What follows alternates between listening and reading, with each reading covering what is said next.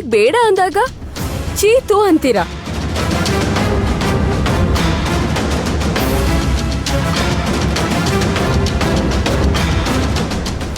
ನಾನು ಶಿವಗಾಮಿಯಿಂದ ದೂರ ಆಗಿದ್ದು ಯಾವುದೋ ದ್ವೇಷದಿಂದ ಅಲ್ಲ.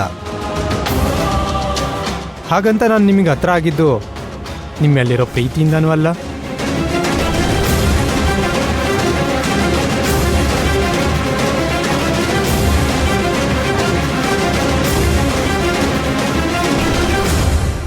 ಯಾವುದೋ ಒಂದು ದುಷ್ಟಶಕ್ತಿ ನನ್ನ ಶಿವಗಾಮಿಯಿಂದ ದೂರ ಮಾಡಿ ನಿಮಗೆ ಹತ್ರ ಮಾಡ್ತು. ದೈವಶಕ್ತಿ ನಿಮ್ಮಿಂದ ದೂರ ಮಾಡಿ ಶಿವಗಾಮಿಗೆ ಹತ್ರ ಮಾಡ್ತು. ನಾವಿಲ್ಲಿ ಬರೀ ಆಟ ಆಡೋ ಗೊಂಬೆಗಳಷ್ಟೇ.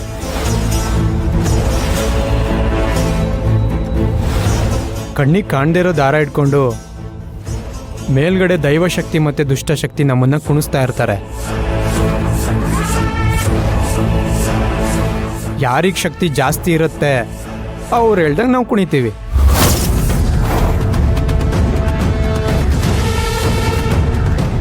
ಹರಿಕಾ, ಕಾಫಿ ಕೊಟ್ಟಿದ್ದಕ್ಕೆ ಥ್ಯಾಂಕ್ ಯು.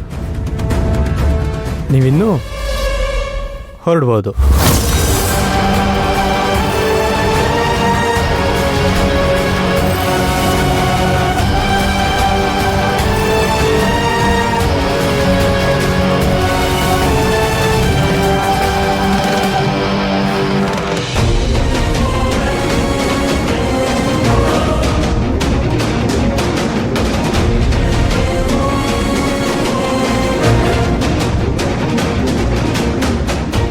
ಏನ್ ಮೇಷ್ಟ್ರೆ, ಕಾಫಿ ಚೆನ್ನಾಗಿತ್ತಾ? ಹಾಂ,